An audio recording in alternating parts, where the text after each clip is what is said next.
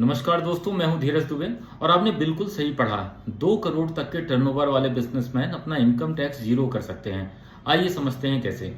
Income tax की section 44 AD allow करता है कि अगर बिजनेसमैन कैसा है, इंडिविजुअल है, पार्टनरशिप फर्म है और एचयूएफ है, तो उसका 2 करोड़ तक का टर्नओवर है। 2 करोड़ का टर्नओवर चाहे वो कैश से हो या बैंक से हो, तो वो प्रिजम्पटिव बेसिस पे अपनी इनकम टैक्स रिटर्न फाइल कर सकता है। प्रिजम्पटिव बेस क्या कहलाता है कि आप अपना उन्होंने एक रेट डिसाइड कर लिया कि अगर आपको बैंक के थ्रू पैसा मिला है तो आप अपनी इनकम 6% डिस्क्लोज कर दो, और अगर आपको कैश के माध्यम से मिला है तो आप उसका 8% डिस्क्लोज कर दो। एग्जाम्पल से समझते हैं कैसे। अगर आपको टोटल 1.5 करोड़ रुपए मिले हैं, आप बिजनेसमैन हो, आपका टोटल टर्नओवर 1.5 करोड़ रुपए है। 1 करोड़ रुपए आपको बैंक के माध्यम से मिला, 50 लाख रुपए आपको कैश माध्यम से मिला।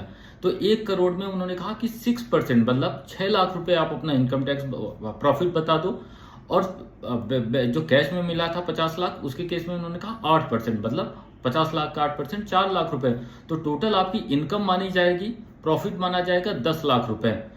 तो 10 लाख रुपए, और इस करेंट फाइनेंशियल ईयर 25-26 के लिए जब जो नेक्स्ट असेसमेंट ईयर होगा 26-27, उसके लिए इनकम टैक्स ने ऑलरेडी घोषणा कर रखी है। इनकम टैक्स डिपार्टमेंट ने, सीतारमण जी ने बताया था ना, आप लोगों को याद हो कि अब 12 लाख रुपए तक कोई टैक्स नहीं देना होगा। तो इस तरीके से अगर आपकी इनकम 10 लाख रुपए हुई और आपकी टैक्स एग्जम्पशन लिमिट 12 लाख रुपए है, तो आपको कोई टैक्स नहीं देना पड़ेगा। ऐसे ही 2 करोड़ रुपए का अगर आपका टर्नओवर है और आप पूरा का पूरा बैंक रिसीप्ट है, तो आपको उसका केवल 6% आपको डिस्क्लोज करना होगा, यानी 12 लाख, और 12 लाख रुपए में आपको कोई टैक्स नहीं देना होगा।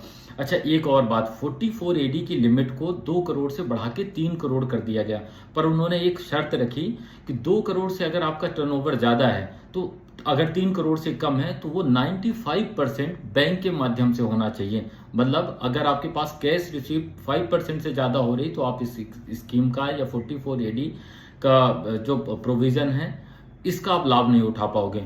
तो अगर आप अपना टैक्स कम करना चाहते हो, आप ज़्यादा बुक्स ऑफ अकाउंट मेंटेन नहीं करना चाहते हो, ऑडिट नहीं कराना चाहते हो, या आप इन कंप्लाइंसेस से बचना चाहते हो, या आप इनके चक्कर में नहीं फंसना चाहते हो, तो आप 44 एडी जो प्रोविजन है, आप इसको यूज़ कर सकते हो और अपना टैक्स बचा सकते हो।